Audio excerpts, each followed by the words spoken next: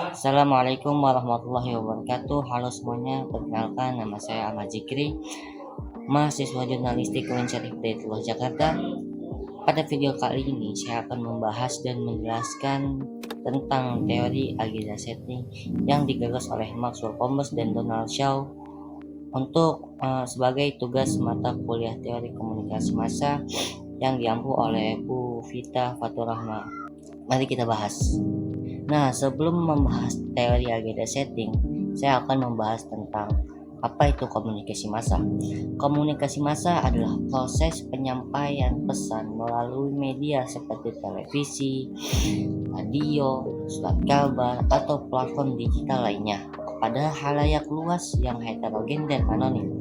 Komunikasi ini bersifat satu arah, menggunakan teknologi dan menjangkau masyarakat luas secara serentak. Dalam dunia modern saat ini, media massa berperan penting membentuk opini publik dan agenda masyarakat umum. Nah, salah satu teori yang menjelaskan peran besar media dalam mengatur perhatian publik adalah teori agenda setting. Nah, sekarang kita beralih membahas tentang teori agenda setting. Teori ini diperkenalkan oleh Maxwell Combs dan Donald Shaw pada tahun 1972. Teori ini lahir atas penelitian mereka pada pemilihan presiden Amerika Serikat pada saat itu.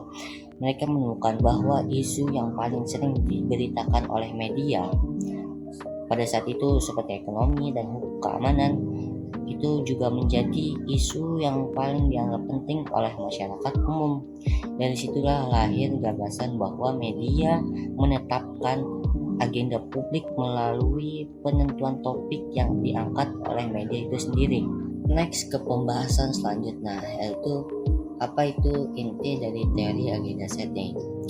Inti dari teori agenda setting yang muncul dari penelitian Maxwell Combs dan Donald Shaw pada tahun 1972 dalam konteks pemilihan presiden Amerika Serikat itu adalah mereka menemukan bahwa media tidak secara langsung mempengaruhi apa yang kita pikirkan, tapi mereka menentukan apa yang kita akan pikirkan mendatang. Artinya itu media memiliki kekuatan untuk membentuk persepsi masyarakat mengenai isu-isu atau berita-berita yang dianggap penting.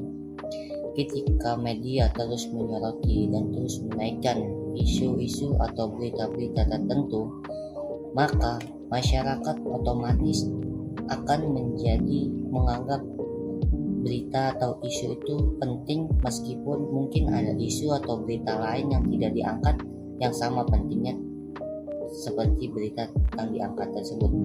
Dengan kata lain, media tidak memaksa opini publik tetapi mengatur fokus perhatian masyarakat dengan menentukan topik apa yang sering muncul di media-media tersebut. Contohnya, menjelang pemilu tahun 2024, media massa nasional seringkali membahas tentang isu ekonomi dan masalah harga sembako. Akibatnya publik menilai dan menganggap bahwa ekonomi adalah masalah utama bangsa Indonesia. Nah, sebab itu adalah efek nyata dari proses agenda setting.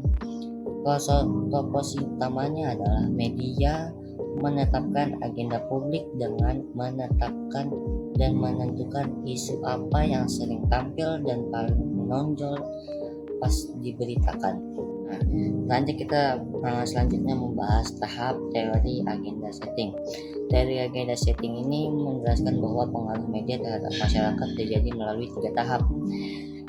Yang pertama itu agenda media, selanjutnya menjadi agenda publik dan menjadi agenda kebijakan. Tahapan ini menggambarkan bagaimana isu yang awalnya dibentuk oleh media bisa menjadi perhatian masyarakat umum, bahkan sampai bisa mempengaruhi kebijakan pemerintah. Pertama, saya akan menjelaskan tentang agenda media. Agenda media adalah media menentukan isu yang disorot. Redaksi memilih topik yang dianggap layak diberitakan ataupun pemilik media sekalipun yang mengatur berita apa yang akan ditampilkan pada saat itu. Semakin sering isu itu diberitakan, semakin tinggi posisinya dalam agenda media. Selanjutnya turun ke agenda publik. Dalam agenda publik ini, masyarakat mulai menganggap isu yang diberitakan media sebagai sesuatu yang penting. Fenomena ini disebut transfer of science, yaitu perpindahan tingkat kepentingan isu dari media ke publik. Selanjutnya yaitu adalah agenda kebijakan. Pemerintah atau lembaga hukum mulai menanggapi isu tersebut karena sudah menjadi perhatian masyarakat yang luas. Isu media dapat mendorong lahirnya kebijakan baru sebagai bentuk respon terhadap opini publik tersebut. Kesimpulannya, rantai pengaruh teori ini adalah dari media menuju ke publik dan akhirnya menjadi suatu kebijakan baru. Ini media menentukan isu, publik memberikan perhatian, dan pemerintah mengambil tindakan dengan membuat kebijakan-kebijakan yang bersangkutan dengan isu tersebut. Selanjutnya adalah perkembangan teori ini. Setelah 1970-an, teori ini berkembang menjadi second level agenda setting yang membahas konsep framing dan priming, yaitu bagaimana media bukan hanya memberi isu, tetapi juga membingkai satu isu itu dan cara isu itu agar bisa dipahami oleh masyarakat luas. Di era media sosial, agenda setting juga terjadi melalui algoritma dan trending topics yang membentuk persepsi publik luas.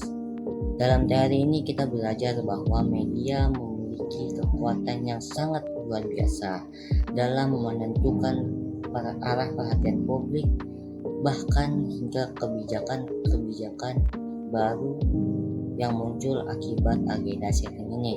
Karena itu kepada masyarakat luas kita harus cerdas dan kita perlu kritis terhadap setiap pesan yang media sampaikan dan menimbang mana isu yang benar ataupun mana isu yang hanya menjadi agenda setting media tersebut.